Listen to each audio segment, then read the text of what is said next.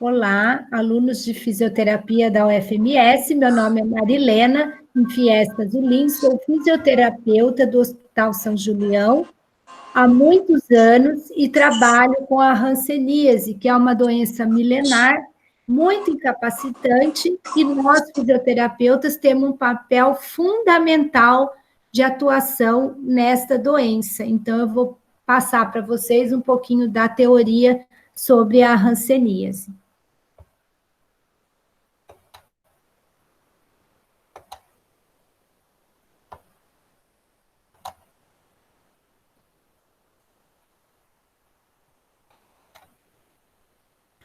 A hanseníase é uma doença infecto-contagiosa crônica, tá? E em 1873, Hansen identificou o agente. É um bacilo álcool-ácido resistente, tá? Permanece até 36 horas no meio ambiente, e o período de incubação é de 2 a 7 anos. Em 1995, institulou-se no Brasil uma lei 9.010, aonde mudou a nomenclatura, tá? Começou-se a chamar, por causa dos estigmas, então começou-se a chamar de hanseníase e não mais lepra, como ainda hoje é conhecido em outros países. Em 1948, Souza Lima descobriu o tratamento da hanseníase através da sulfona. Atualmente, desde 1982 até os dias de hoje, a Organização Mundial da Saúde instituiu a poliquimioterapia, que ela só foi aparecer no Hospital São Julião em 1989. Até então, eles tratavam com a sulfona. Depois, eles introduziram a poliquimioterapia. É uma doença que se transmite pelas vias aéreas superiores de homem a homem. Então, o homem é o hospedeiro, tá? E ela atinge todas as idades, de ambos os sexos. E o que eles falavam? E fala até hoje que o contato íntimo e prolongado, que as condições socioeconômicas desfavoráveis favorecem a transmissão da hanseníase. Mas, hoje em dia, nós vimos que o contato também social e as classes sociais também mais abastadas, que têm um nível cultural melhor, também estão sendo acometidas pela hanseníase. Você pode pegar numa igreja, onde tem acúmulo de pessoas, no ônibus muito cheio de gente que você pega para trabalhar todo dia, então não dá para a gente saber aonde que foi que pegou, tá? Por causa desse social. Aqui, só para vocês verem no microscópio eletrônico, onde é o vermelhinho, é o bacilo da Hansen, tá? Aqui é um bacilo que tem a capacidade de infectar um grande número de indivíduos, tá? Só que nem todos adoecem, poucos adoecem, então ela tem baixa patogenicidade. Só que tem alto poder incapacitante, porque ela atinge a parte dos nervos, ela adora célula de Schwann. Né? Como eu já falei, o homem, ele é o bacilífero, é a fonte de infecção, tá? E os animais, antigamente, eles fizeram estudos, vindo que o tatu, o macaco, o chimpanzé também poderiam, mas como a gente não tem mais em nosso convívio esses animais, então o homem se tornou o principal eliminação de bacilos.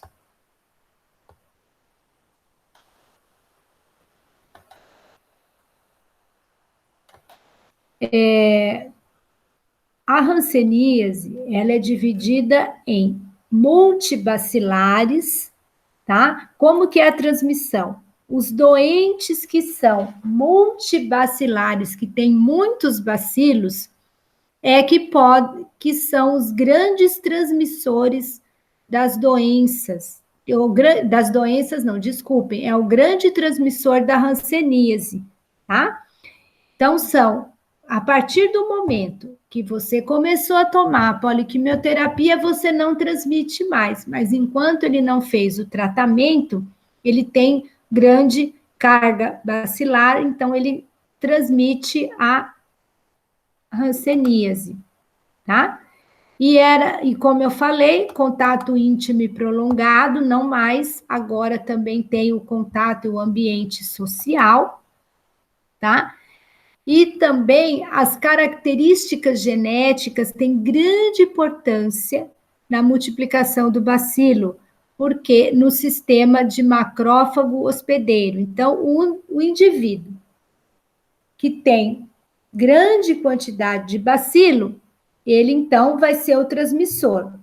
O indivíduo da forma paucibacilar é o indivíduo que tem poucos bacilos, tá? E não vai ser transmissível. E temos o indivíduo também que é da forma multibacilar, mas que vai ter grande resistência, então ele não chega a pegar o bacilo. Então, a suscetibilidade, a resposta imune, ela é regulada por uma subpopulação. Então, que tem a imunidade celular com padrão TH1, que ele vai liberar as citoquinas, que vai envolver o macrófago, que vai dar a resposta dos bacilos e vai desencadear a forma paucibacilar. Então, vai ter poucos bacilos. Então, como eu falei, é o padrão TH1, que vai liberar citocinas, que vai ativar o macrófago. Se tiver uma resposta vigorosa contra os bacilos, e desencadeia a forma paucibacilar. A multibacilar, que tem muitos bacilos, o padrão é o TH2, que vai proliferar as interleucinas, que vai desativar o macrófago. Então, ela é uma doença que depende muito do nosso sistema imunológico, tá? E aqui, como eu já falei, acomete os dois sexos, só que a grande maioria dos acometidos é do sexo masculino, de 2:1 contra do feminino, tá? Tem longo período de incubação e por isso ele é menos frequente na criança, mas hoje em dia eu vejo na minha prática que tem bastante criança acometido, não como os adultos, mas já tem muitas crianças acometidas pela hanseníase. O período de incubação é longo, de 2 a 7 anos, tá? Por isso também há 7 anos, e tem alguns períodos mais curtos, que são de 7 meses, tá? E também tem pessoas há mais de 10 anos que vai se desenvolver, tá? Os aspectos clínicos. Então, Rieder e Joplin, com base no índice baciloscópico e histopatológico do granuloma, tá? Ele classificou a hanseníase como? A hanseníase indeterminada é a forma inicial da doença.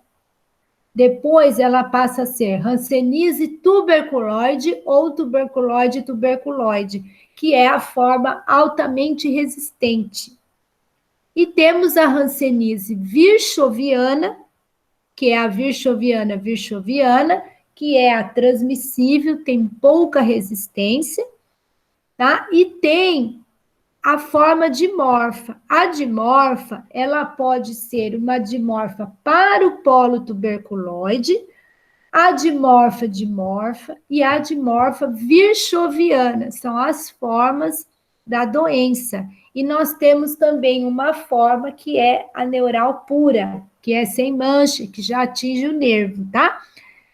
Algumas nomenclaturas vocês vão ver que pode se chamar dimorfa ou borderline e virchoviana ou lepromatosa. que está aqui num quadro para definir bem. A indeterminada, que é a forma inicial, aí ela vai para a bichoviana e a tuberculoide, e a borderline ou dimorfo, tá? E vai ser o que eu falei ali para vocês, a dimorfa que vai, dependendo da resposta imunológica, ela se comporta como tuberculoide, virchoviana ou dimorfo, ou nessa nomenclatura aqui que eu achei nos livros, como borderline. Tem alguns médicos que ainda usam essa borderline.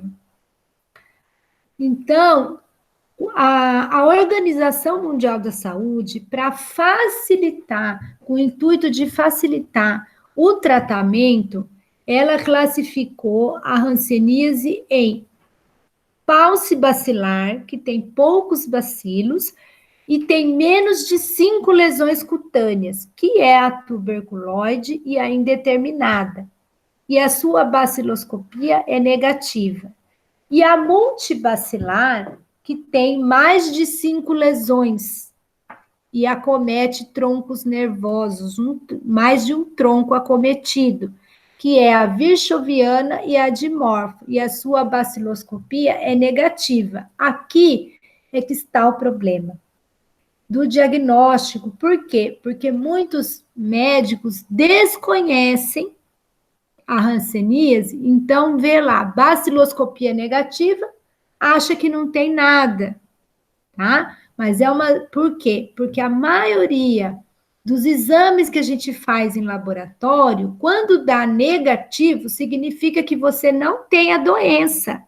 Só que a hanseníase não é assim. Ela é negativa, a baciloscopia, o exame deu negativo, mas significa que você tem a doença numa forma paucibacilar. Então, isso aí tem confundido muitos médicos, tá? Ou até mesmo o paciente que abre o exame e fala, eu não tenho nada, não vou nem esquentar, e não volta no médico. Isso aí também tem acontecido bastante. O diagnóstico clínico, a indeterminada, ele é um polo paucibacilar, é a forma inicial, e aqui vocês podem ver que a indeterminada tem manchas, ó, hipocrômicas, tá? Na pele, com hipoanestesia ou anestesia, tá? Aqui nós temos a forma tuberculoide, que tem alta resistência, que também é paucibacilar, classificada. Lesões bem delimitadas, o número reduzido de lesões, com distribuição assimétrica, ó, vocês podem ver, ó, essa aqui, ó, tem a borda mais elevadinha, o centro é um vermelho mais claro, em volta tem as bordas bem definidas, aqui também, olha só, você vê que a borda, eles são mais definidos, é uma lesão bem definida, ó, tá? E as bordas são elevadas, olha aqui. Tá? Nós temos também a variedade infantil da hanseníase, tá? Contato prolongado do portador bacilífero, lesão única, e a forma neural pura, que nós não vamos achar manchas nenhumas. Ela vai diretamente no nervo, atinge os nervos, e a gente só vai perceber com o exame, com a biópsia e o exame sensitivo motor.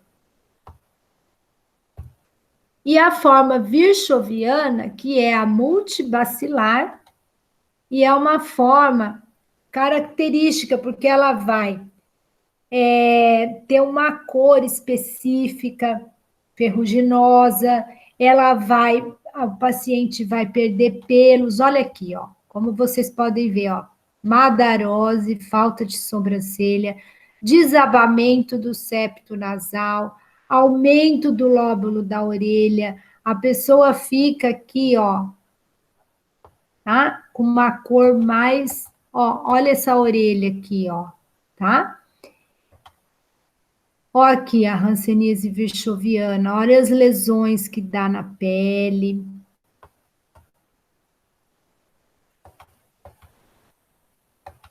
E a hanseníase dimorfa, que é um polo instável da multibacilar, porque ela pode ser dimorfo, dimorfo ou borderline, que é a nomenclatura, dimorfo para virchoviana ou para tuberculoide. Então, são placas ou manchas eritematosas hipercrômicas com bordas infiltradas, também de cor ferruginosa. Olha aqui, ó.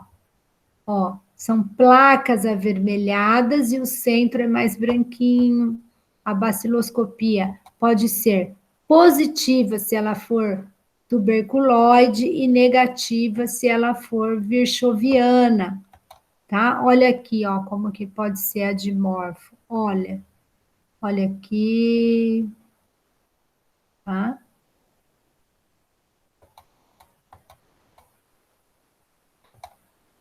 O diagnóstico principal da hanseníase é a baciloscopia. É um exame complementar, tá? Para a gente classificar se ela vai ser multi ou se ela vai ser pauci. Então, vamos agora no tratamento da hanseníase. Nós temos o diagnóstico histopatológico, ele só é indicado para um suporte diagnóstico em pesquisas. Hoje em dia só é feito a biópsia e a baciloscopia mesmo, tá? O tratamento é a poliquimioterapia. E quais as metas? A gente eliminar o bacilo do indivíduo e levar à cura. E a gente tinha que interromper essa cadeia de transmissão, prevenir as incapacidades. E o que é mais importante, a gente esclarecer para o doente, esclarecer para o indivíduo sobre a doença, sobre o tratamento, os efeitos colaterais, uma educação em saúde, para que a gente possa prevenir as deformidades, as incapacidades físicas e reduzir o estigma. Então, o tratamento é a poliquimioterapia e o tratamento é ambulatorial, com rifampicina, dapsona e clofazimina. E precisa de ter uma regularidade no tratamento para se chegar à cura, tá? E para que a gente possa prevenir as incapacidades. Então, o tratamento quimioterápico para as crianças com hanseníase, a dose dos medicamentos, nós temos um esquema padrão diferente do adulto, tá? Então, aqui o tratamento, ó, nós temos para as pessoas paucibacilares, a cartelinha é verde. Então, o paciente chega, ó, você vai iniciar o tratamento hoje. Hoje ele toma essas doses supervisionadas aqui em cima, que é 2 de clofazimina e um comprimido de dapsona. Aí ele leva para casa e ele vai tomar por 6 meses ou até 9 meses, dependendo como que vai ser o esquema de tratamento dele. E para as multibacilares, ele vai tomar a dose supervisionada, um comprimido de dapsona e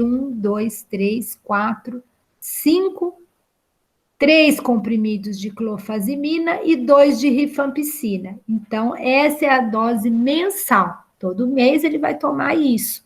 E aí ele leva a cartela para tomar todo dia a dapsona e a clofazimina. Então, pacientes que têm até 5 lesões de pele, então aqui está como que ele vai tomar a medicação.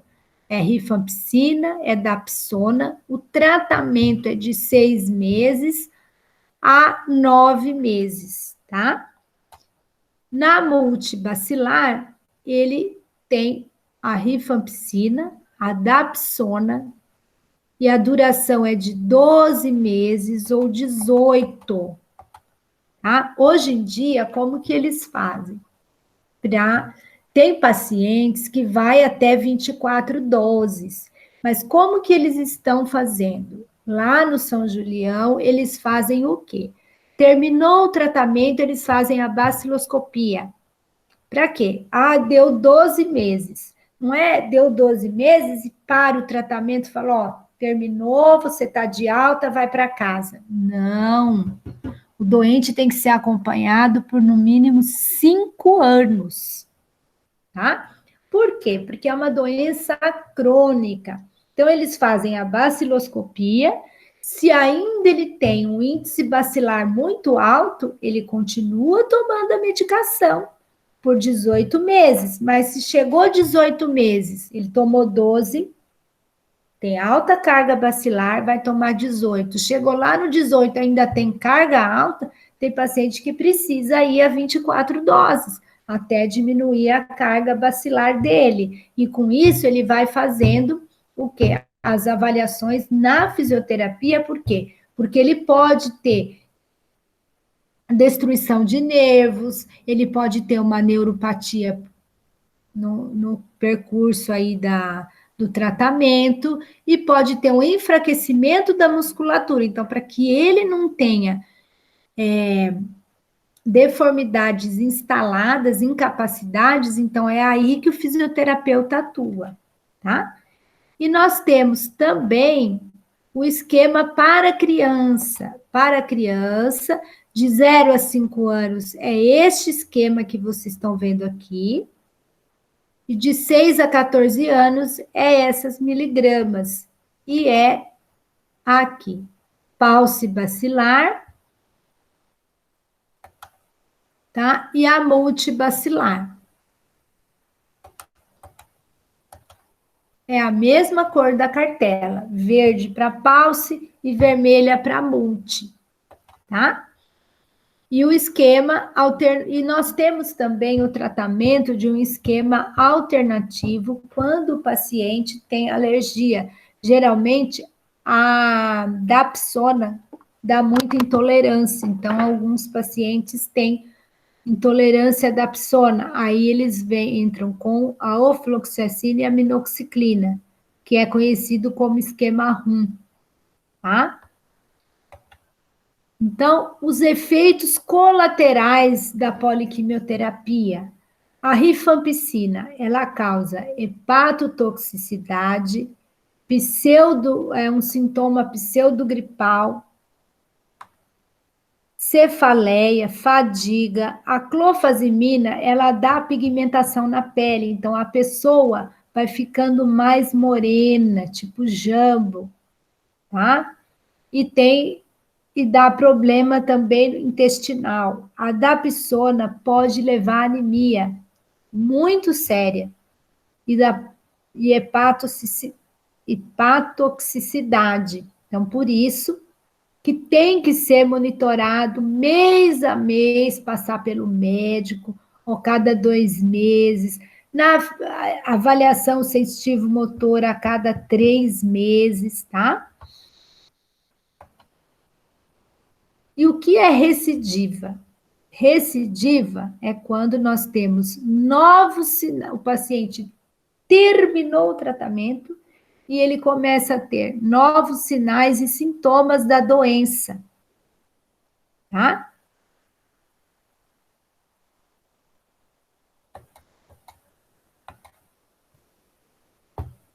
Então, ó, a recidiva ocorre muito depois de que você terminou o tratamento. Então, você terminou o tratamento, já faz 1, 2 anos. Então, muito depois que você terminou o tratamento, você tem novos sinais e sintomas.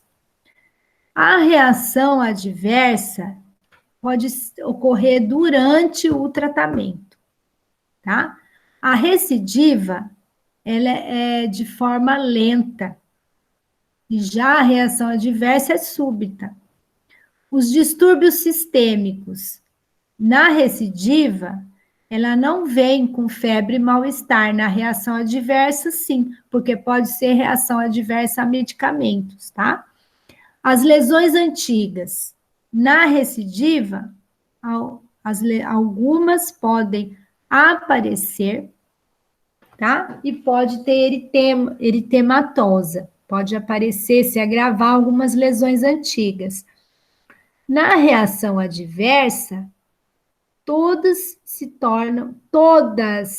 são eritematosas, brilhantes. O paciente fala, nossa, eu comecei a tomar o remédio, aumentou as minhas manchas, eu tinha uma, duas, agora aumentou. Então, isso é uma reação adversa, tá? Na reação adversa, tem várias lesões novas. Na recidiva, são as velhas que voltam, tem poucas novas, tá? Na reação adversa, as lesões podem ficar ulceradas e se agravam, tá? Já na recidiva, raramente vai estar ulcerada, tá? Na reação adversa, você vai ter o quê? A pele fica descamativa. E as lesões que você tinha, ela se descama. Já na recidiva, não tem escamação. Na reação adversa, muitos nervos vão estar envolvidos. E na recidiva, pode ter só um, tá? Na reação adversa, o corticoide responde muito bem no tratamento, porque é durante o tratamento você fala, aí você está tomando, porque acontece assim, eu estou tomando a medicação já há uns 3 meses, de repente eu não bati, eu não machuquei, eu começo a ter uma dor no braço, então é o nervo, ou eu começo a ficar, aparecer, as minhas lesões começam a ficar vivas. Eu falo, mas nossa, eu comecei o tratamento. Quando eu comecei, eu tinha 2, agora eu tenho várias lesões no corpo. Então, eles respondem bem aos corticoides. Já a recidiva não responde. Por quê? Porque você já terminou o tratamento já faz um tempão. É como se você pegasse novamente a doença, tá? Aqui são nódulos, ó, que parecem hanseníase, mas não é. Um diagnóstico diferencial, ó. Parece que é hanseníase, mas são outras doenças aqui, só como curiosidade para vocês, ó. Aqui, ó. Psoríase, né? Ó, parece que é hanseníase, mas não é hanseníase, ó. Tá? Bom, na hanseníase, nós temos 2 tipos de reações. A reação tipo 1 e a reação tipo 2. Então, reações rancênicas. A mudança repentina da atividade da doença, secundária ao estado imunológico, depende do estado imunológico do paciente. Se ele tiver com a imunidade muito baixa, então pode ser que dá essas reações. Ou ela pode ser devido à gama de medicamentos que você toma na poliquimioterapia secundária também. Anemia, estresse, tudo isso pode causar as reações rancênicas. Os sinais e sintomas. As lesões antigas se tornam vivas, aumentam de tamanho, ficam mais vermelhas, aparecem nódulos, desculpa, aparecem nódulos que podem ser doloridos e avermelhado, pode dar edema nas mãos e nos pés, pode ter febre, tá? E ela pode ser de 2 tipos, a tipo 1 e a tipo 2. A reação tipo 2 ou eritema nodoso ocorre na dimorfa e na virchoviana. Então, quando vocês virem, o paciente tem eritema nodoso, é a reação tipo 2 da Hansen, tá? Olha aqui como que ela fica, ó. Que vermelha.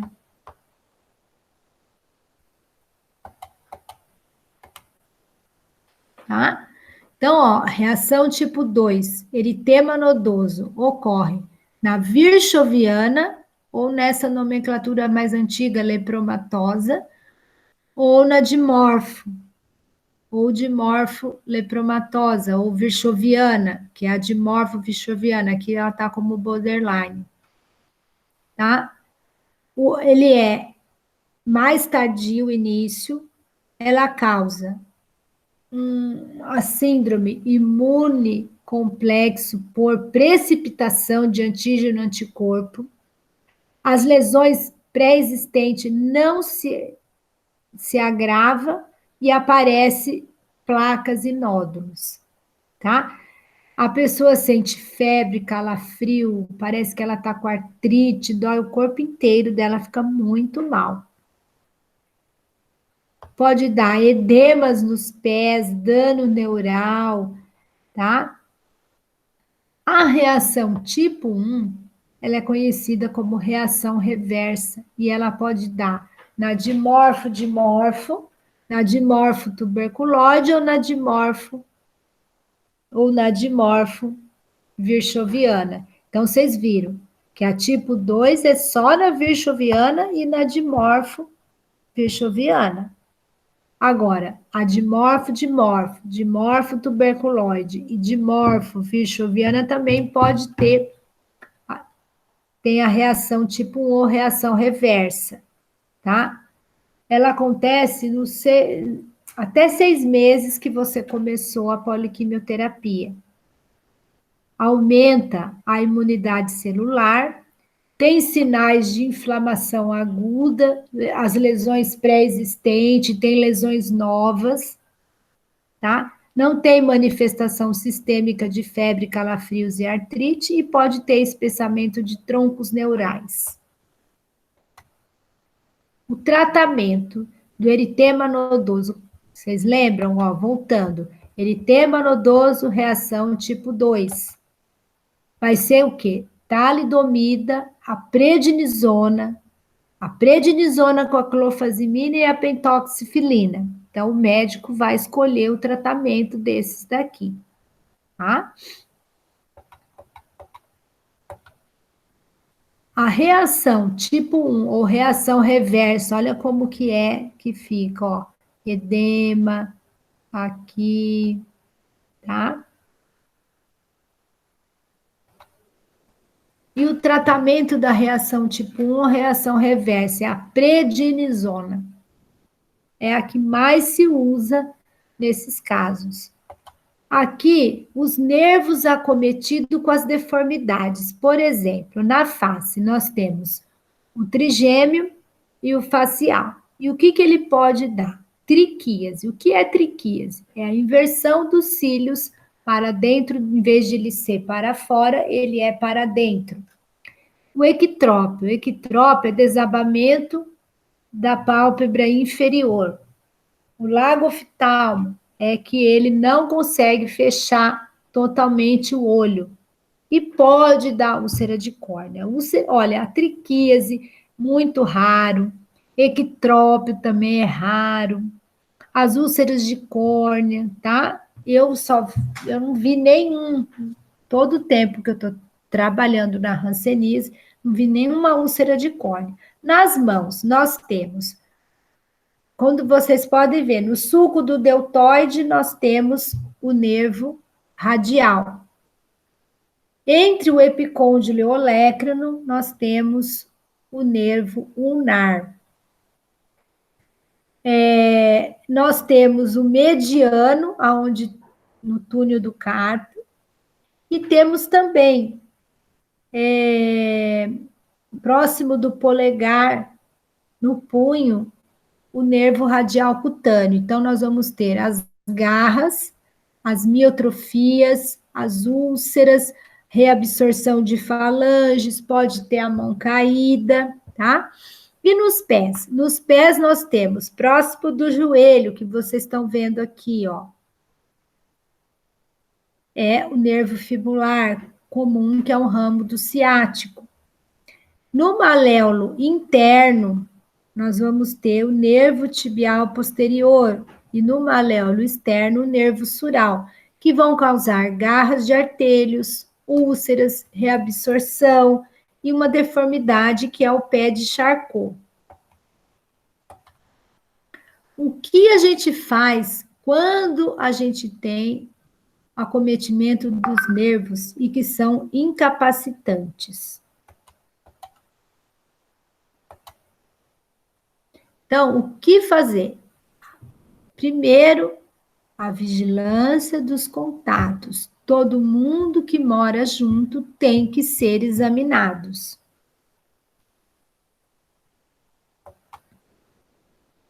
Vigilância dos contatos. Faz-se o exame lá no São Julião, é dessa forma que é feito. Então, eu fui lá me consultar, vi que eu tenho hanseníase, eles vão marcar um dia para ir os contatos. Então, vários contatos vão estar naquele dia. O meu, do João, do Sebastião, vão estar numa sala e aí eles vão dar a palestra e vão fazer o exame dermatológico. E vão aplicar a vacina BCG, tá? 2 doses com intervalo de 6 meses. A BCG não é a vacina da hanseníase, mas é para aumentar a imunidade. Por quê? Porque a hanseníase é primo irmão da tuberculose, tá? E um fato curioso, como eu falo que é demorado, é difícil os diagnósticos por falta de conhecimento da classe médica, nós tivemos uma paciente que teve hanseníase e no diagnóstico deu hanseníase tuberculoide. O que o médico fez? Em vez de fazer o tratamento para hanseníase, a forma clínica dela foi tuberculoide, ele falou assim, você tem tuberculose, e deu. Fez o tratamento para tuberculose. Conclusão, a paciente teve uma iatrogenia, ela ficou cega. Então, gente, é muito sério. Em pleno século XX, você ainda vê uma atrocidade dessa. A falta de conhecimento da classe médica, tá?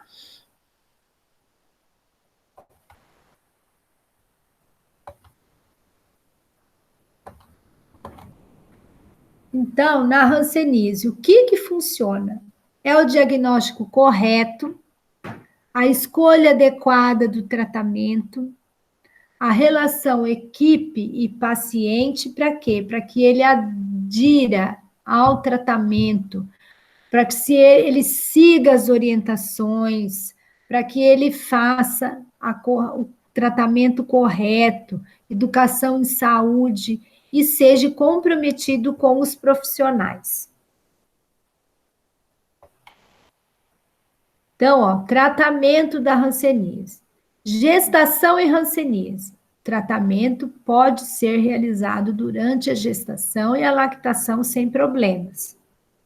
Tuberculose com hanseníase. É comum se ter associação, porque se eles são primo e irmão, você pode ter as duas, tá? E o tratamento deve ser usado as doses de rifampicina preconizadas para a tuberculose. AIDS e hanseníase. Tratamento do PQT não interfere, PQT é poliquimioterapia, não interfere no tratamento para a AIDS.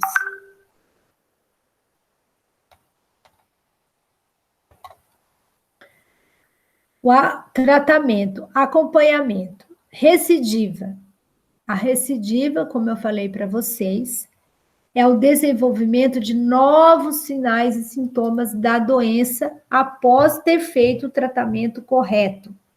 Mas isso ocorre em 5% do caso. Não é que eu fiz o tratamento, eu não posso pegar de novo. Eu posso pegar, mas é 5% dos casos. E a reação rancênica?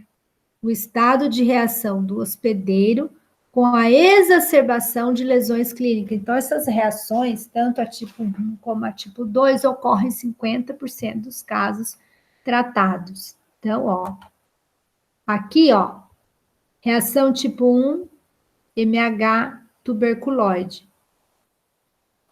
Como que ficou, ficou bem vermelha a mancha dela. Reação tipo 2, olha aqui, ó, edema ciô, eritema nodoso, com nódulos, né? Aqui também é o eritema nodoso.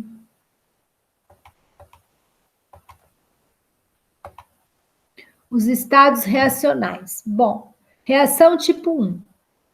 Toma-se corticoide, e muito cuidado, a prednisona tem que ser, os corticoides tem que ser um desmame lentificado. Por isso que tem médicos que dão o corticoide e pedem para... Tem médico que gosta. Todo mês, quando ele está diminuindo a dose do corticoide, ele gosta que faça avaliação sensitivo-motora para ver se está piorando, se está melhorando, se ele tem que demorar para diminuir a dose, tá?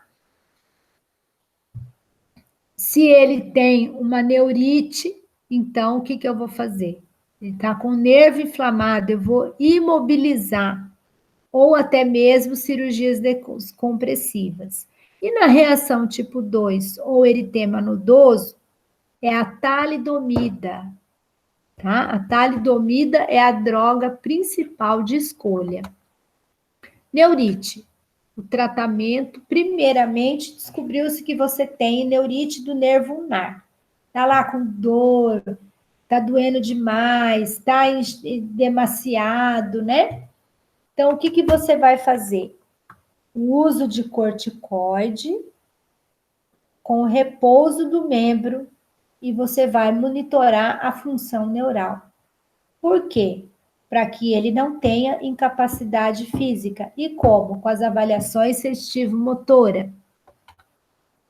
Neurite, ó, dor espontânea ou apalpação. Vai ter espessamento. Vai ter repercussão clínica, um dano neural que pode chegar a uma destruição de 30% do nervo. E a maioria é do tipo misto. Então, aqui é um exemplo do nervo facial. Tá? Isso aqui, ó, eu peguei essa foto, por quê? Porque é raríssimo, eu nunca vi um espessamento do nervo facial. Eu já vi do auricular, mas do facial nunca eu vi, nunca peguei. Então, por isso que eu peguei essa foto, que ela é rara. E temos também a neurite silenciosa, que o paciente não vai sentir dor e ele muitas vezes já vai falar para você assim, eu estava bem, dormi, quando eu acordei eu já estava com o pé caído, ou com a mão em garra. Eu notei que eu estou perdendo a força, eu não bati, eu não tenho dor, nada, mas vai ter alteração de sensibilidade, tá?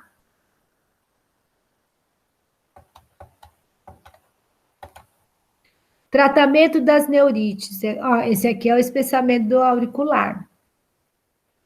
É a prednisona, a droga de escolha, e imobilização do membro. Se for, vamos supor, de membro superior é fácil, mas de membro inferior é mais difícil, mas a gente imobiliza. E do pescoço, procurar pedir para ele ficar mais em repouso, não mexer tanto o membro, não mexer tanto o pescoço, procurar, quando virar para o lado, virar o corpo, meio que deixar mais quietinho. Aí, fez a imobilização por 15 dias. Fez o tratamento de 15, 20 dias, não melhorou, ele vai para a cirurgia de descompressão do nervo. Ou só, por exemplo, o nervo ulnar, como ele tem um túnel, eles às vezes fazem a transposição do nervo ulnar. Tira o nervo ulnar dali e passa por cima do músculo. Às vezes só descomprime mesmo, sem transposição. Tá? E também pode-se fazer a pulsoterapia, só que já é mais rara. São poucos os pacientes que fazem, porque é assim, eles primeiro escolhem a prednisona, o corticoide. Não melhorou com o corticoide, eles vão para a pulsoterapia. Não, lá no São Julião, não. Não melhorou com o corticoide e a imobilização, eles já partem para a cirurgia. Eles não gostam muito da pulsoterapia, não. E a reabilitação significa estudar como o indivíduo e analisar os potenciais que o indivíduo tem, desenvolvendo em seguida de um programa integral de trabalho dirigido à reincorporação do paciente na sociedade. Como ser útil e produtivo para si, para a sua família e para a sociedade. Então, a reabilitação física, ela visa 3 objetivos: prevenir as incapacidades, reparar as deformidades ou eliminá-las. Então, em 1950, foi criado por Paul Brand, tá? Uma nova vida para esses pacientes quando ele descobriu o quê? A cirurgia, tá? Então, na década de 60, houve expansão da reabilitação, e esse Paul Brand foi o que criou as cirurgias reparadoras em hanseníase, tá? E o Opromola foi um grande pesquisador sobre a hanseníase. Então, o Opromola, ele é um pesquisador do Lauro Souza Lima em Bauru, ele que começou a pesquisar em laboratório esse bacilo. Infelizmente, ele já morreu há alguns anos, tá? Então, que esses dois descobriram? Que nós temos que... E aí, a partir da descoberta dele, criou-se a reabilitação em nível nacional. A implantação da prevenção de incapacidade e a reabilitação no Instituto Lauro de Souza Lima de Bauru. Então, a prevenção de incapacidades é feita exclusivamente, o fisioterapeuta tem o dever de prevenir as incapacidades. E quando elas estão instaladas, aí o médico e o fisioterapeuta entram com as cirurgias de reabilitação. A implementação de formar uma equipe multidisciplinar, e em 1980, o Marcos Virmão iniciou, com Lauro Souza Lima, cirurgias reparadoras de hanseníase com equipe multidisciplinar. A partir de 2002, teve-se um programa integrado de hanseníase. O Ministério da Saúde teve o apoio de uma associação chamada ILEP. Foi quando se lançaram os manuais, o Curso Nacional de Reabilitação Física, o curso de avaliação do pé, adaptação de palmilhas e calçados. Recentemente, nós tivemos no São Julião, veio 2 pessoas do Ministério da Saúde dar um curso de adaptação de palmilhas para os profissionais do Hospital São Julião. E não tem mistério, as palmilhas são feitas de um material chamado EVA, e a gente cola no próprio calçado do paciente. Então, quando a gente tem uma neuropatia e a gente não consegue melhorar com o tratamento conservador, a gente vai para a descompressão, que é para reduzir e eliminar a compressão no nervo e melhorar a função sensitivo-motora, função neural, tá? Aqui, ó, pacientes com contraindicação de uso, quando já tem abscesso no nervo, não é que é contraindicado, você vai dar o corticoide e não vai surtir efeito, tá? De melhora. Neuropatia que não responde ao tratamento por 4 semanas, você já é indicativo de cirurgia. Bom, casos que responde à terapia com corticoide, respondeu, ficou bem. Dali a pouco, outra residência de neuropatia. Respondeu, ficou bem. Você não vai ficar, respondeu, ficou bem. Teve 3 episódios, já pode ir para cirurgia. Quando também nós temos um nervo que fica se luxando. Então, neuropatia crônica, um déficit neural tardio, o paciente sente dor, então tem que ir para cirurgia.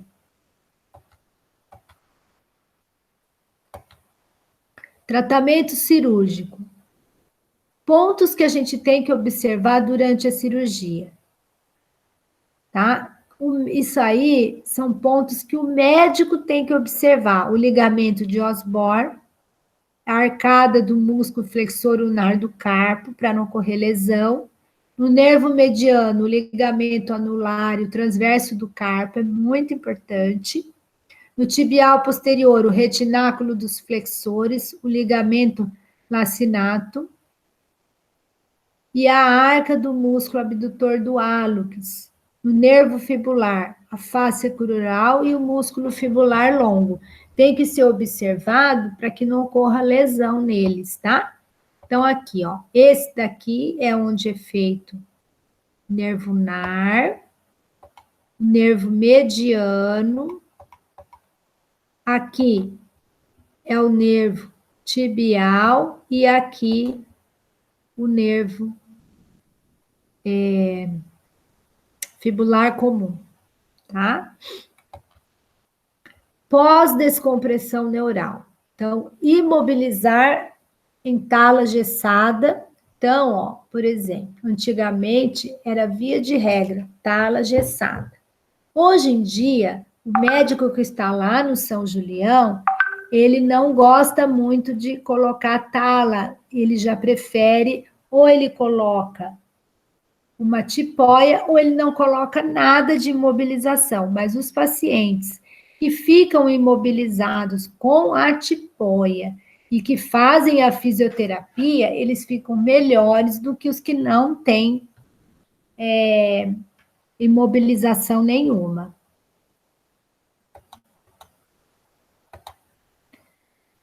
Bom, a importância da terapia física é para a gente controlar a dor, o edema, se tiver espasmo, manter a mobilidade dos tecidos, manter a melhora da força muscular, tá? Quando iniciar e como iniciar.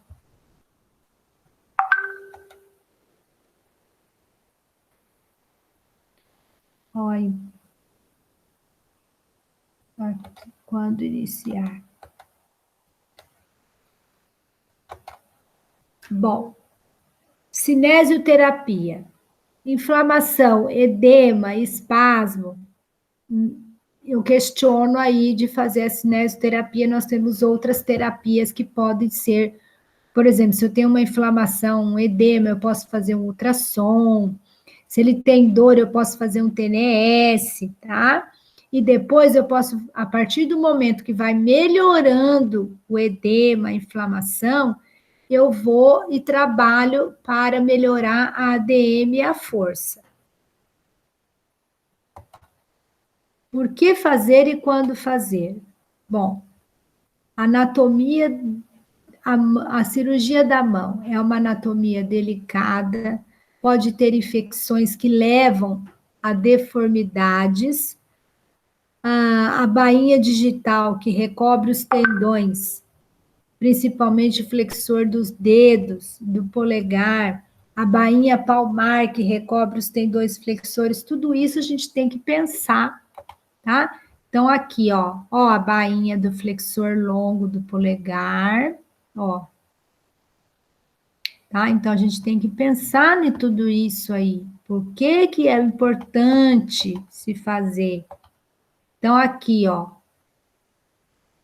Comissura, então, outro tipo de cirurgia que se tem só para curiosidade de vocês aqui, é quando tem aqui, ó, muita atrofia, e aí eles querem colocar o implante de silicone no primeiro espaço, tá? Nós temos também as cirurgias de transferência de tendão, tá? Quando ele tem uma mão em garra, Então, eu posso fazer uma cirurgia, transferir um tendão para que ele fique com uma mão mais funcional. Se ele tem um pé caído, como que ele vai melhorar? Então, eu pego e faço a transferência, e é aí que entra o fisioterapeuta. Por quê?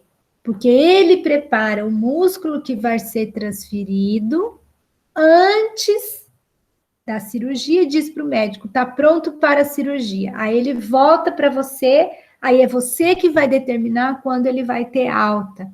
Então, a fisioterapia aqui é o pilar mestre mesmo, tá? Então, nós temos que planejar toda uma estratégia pós-operatória, tá? Avaliar o interesse do paciente, as queixas, não pode ter ferimento, a dificuldade na execução da atividade, verificar se o paciente quer mesmo fazer essa cirurgia, tá?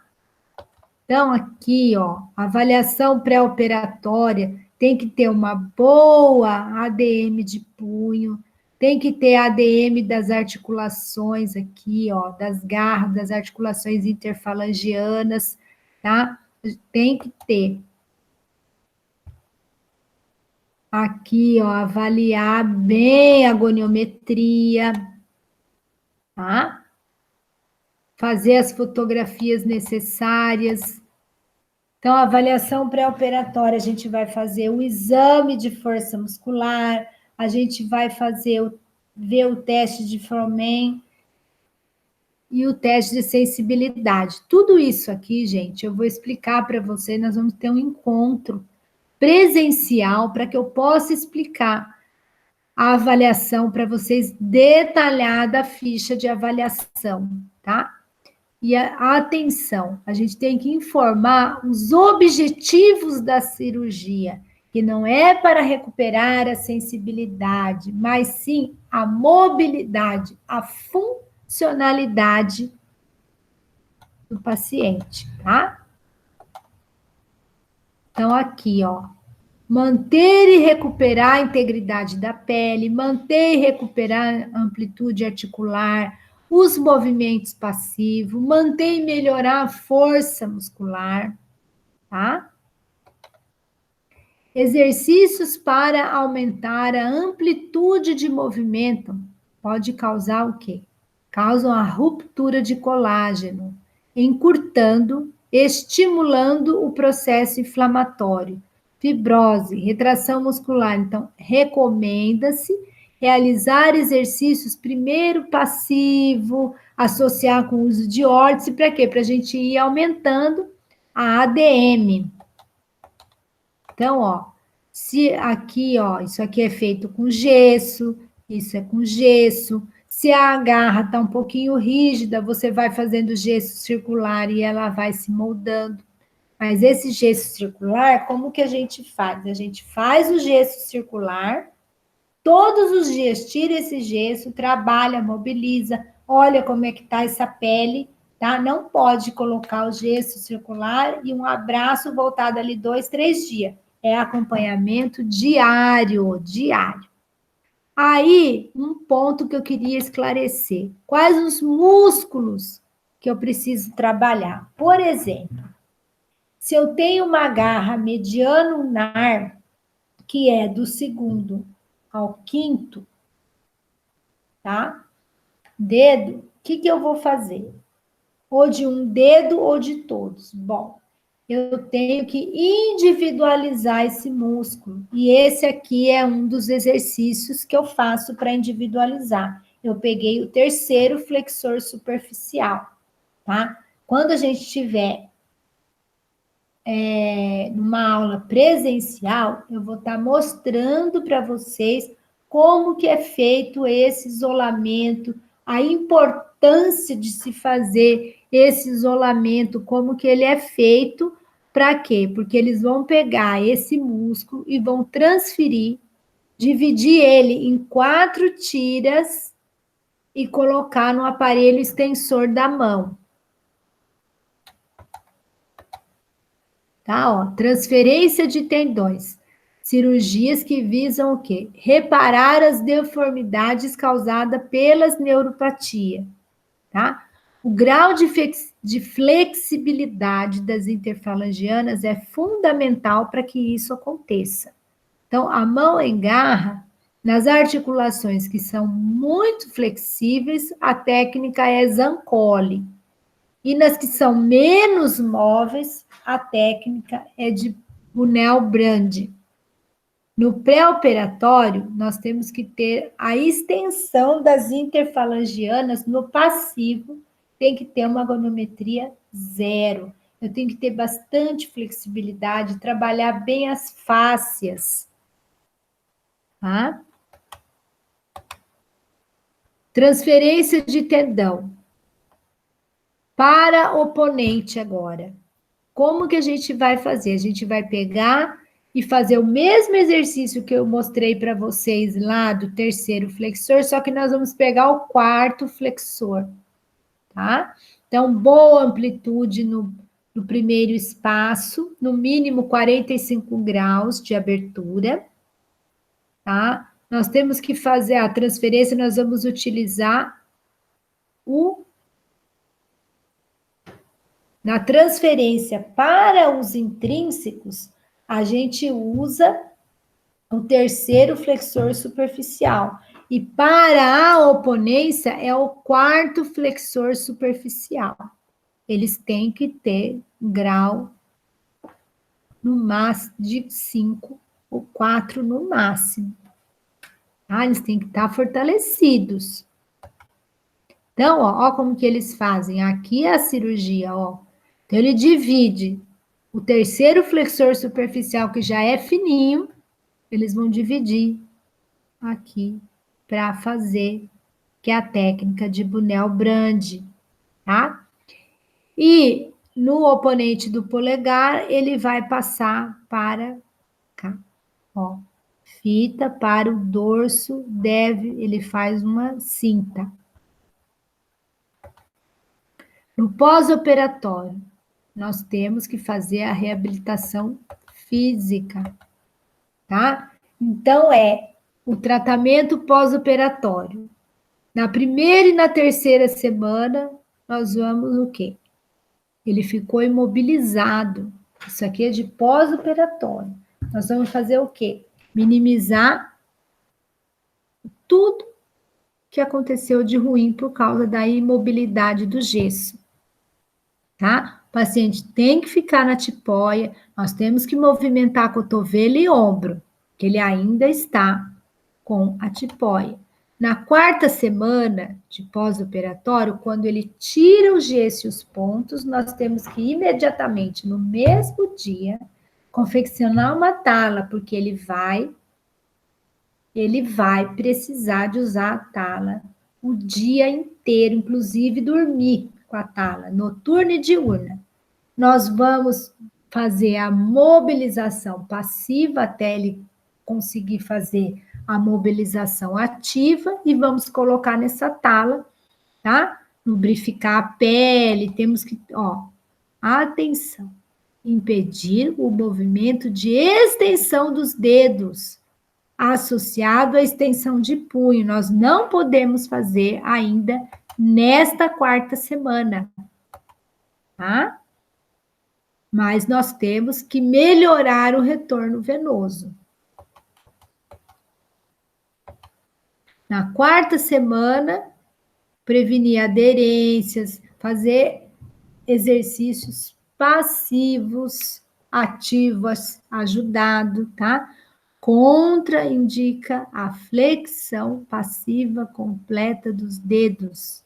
Não pode. Se ele fez a técnica de Bunel-Brande, nós não podemos fazer a flexão dos dedos, nem passivo. Nós temos que lembrar sempre que nós temos que manter a posição intrínseca. Aqui, ó, como que é feito, tá? Os pós-operatórios, isso aqui, ó, esse aqui, ó, 99, isso aqui são tudo pacientes nossos, ó. Quinta semana, então é tudo paciente que foi operado no São Julião, aqui já é do livro. Então, na quinta semana, ainda é contraindicado a flexão dos dedos. Limitar a extensão de punho de 10 a 15 graus só.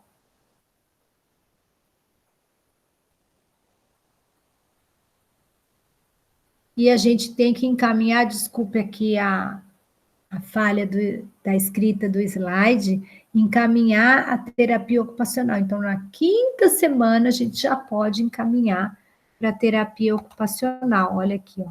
Isso aqui é terapia ocupacional, ó. Tá?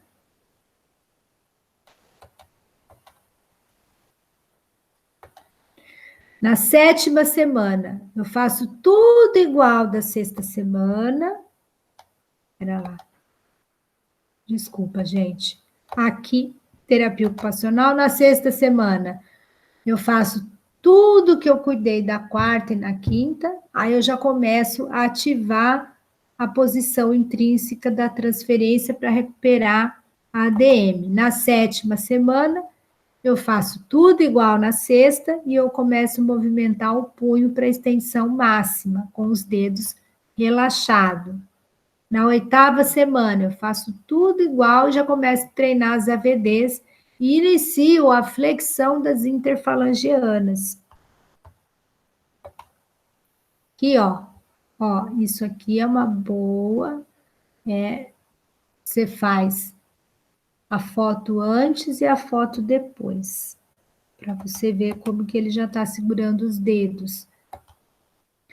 Então, ó, a cicatrização do tendão transferido ocorre com 6 semanas. Então, antes de 6 semanas, a gente tem que tomar muito cuidado, tá? Podendo ocorrer aderências e contraturas, rigidez. Por isso, iniciar exercício na quarta semana. Então, a gente começa no passivo. Depois de 6 semanas, a gente pode começar no ativo. Mas nada impede da gente usar um ultrassom aqui. A ultrassom é bem-vindo na ajuda da cicatrização. A perda de tensão do tendão transferido pode ser causada pelo alongamento excessivo. Então, a gente não pode, a gente tem que tomar muito cuidado para não perder a cirurgia. Atenção, pós-operatório, a gente tem que fazer o quê? Enquanto está de gesso, elevar o membro. Iniciar a fisioterapia depois de 3 semanas de cirurgia que já tirou os pontos e o gesso. Tirar gesso, pontos, usar tala gessada.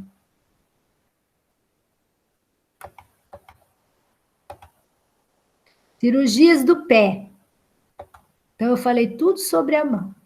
Ó, úlcera plantar infectada, não infectada do calcânio, ó.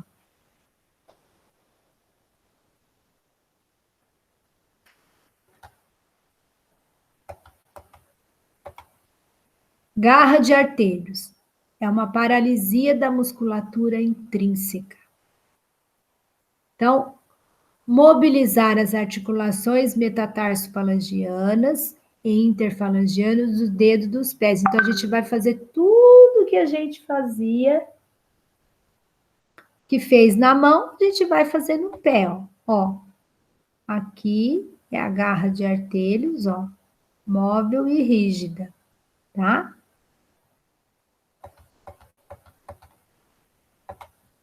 O objetivo é prevenir a deformidade e restabelecer o equilíbrio, tá? Entre as forças deformadas, aumentando a área de apoio palmar. Melhorar, plantar, desculpa, apoio plantar, para melhorar a marcha. Não é palmar, é plantar.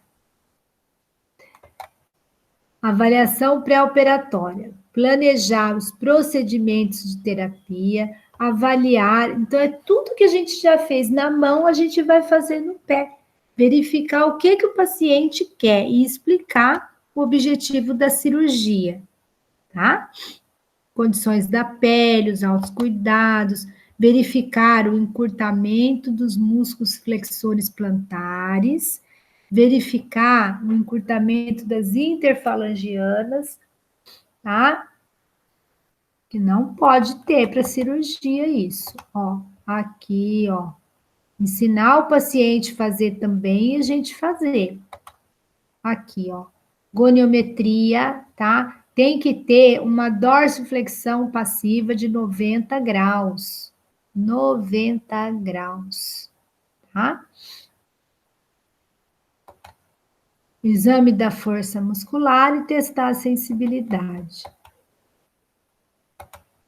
O objetivo: manter e recuperar a integridade da pele, melhorar a força muscular, recuperar a ADM, tá? Igualzinho foi na mão, igual na mão.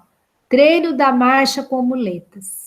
Informar ao paciente os objetivos da cirurgia, reiterar que não recupera a sensibilidade, como eu falei, tá? Melhora a função. Então, a cirurgia de transferência do pé. Geralmente, lá no São Julião, só usa o tibial posterior. Eu não atendi nenhum paciente que usasse o fibular, só usa o tibial posterior. Então, a gente vai fazer o quê? Orientar os exercícios de isolamento e fortalecimento, que é a inversão.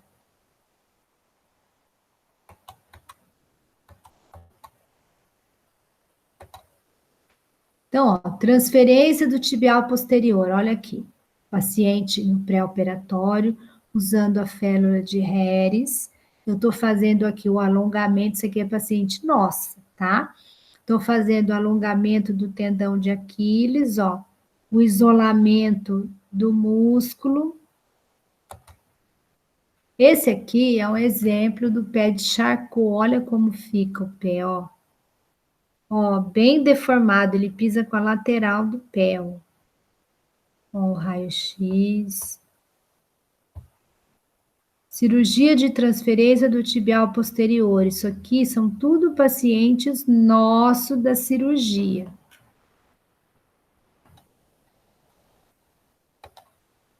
Pós-operatório. Então, da primeira à sexta semana, eu vou minimizar o edema do gesso, o membro tem que estar elevado para melhorar o retorno venoso, eu vou trabalhar joelho e quadril com exercícios isométricos e vou treinar as muletas, para ele andar de muleta. Na sétima semana é quando se retira o gesso e os pontos. Aí eu vou confeccionar uma tala, vou lavar o pé, vou lubrificar, vou fazer tudo passivo ainda. Ó, olha como que eu faço. Esse aqui é paciente nosso, ó. Eu seguro o pé na máxima dorsiflexão, na sétima semana, mas eu tô lavando o pé, depois eu ponho um rolinho embaixo, tá? E o paciente vai fazendo exercício de dorsiflexão. Minimizei o edema, exercício.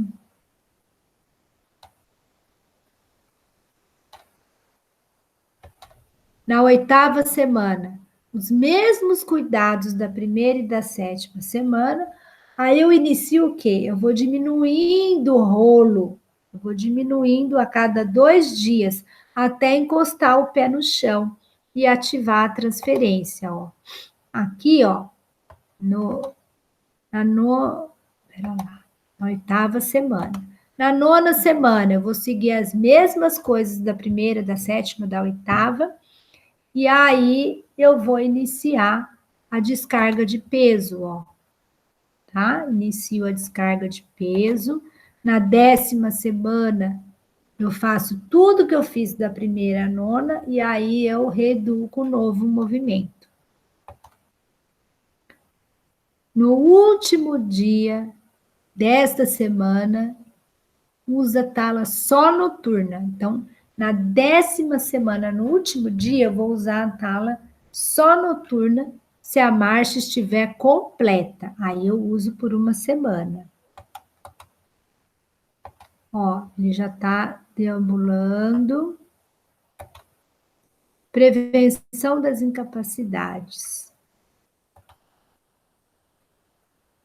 Bom, gente, eu passei para vocês até aqui, tá?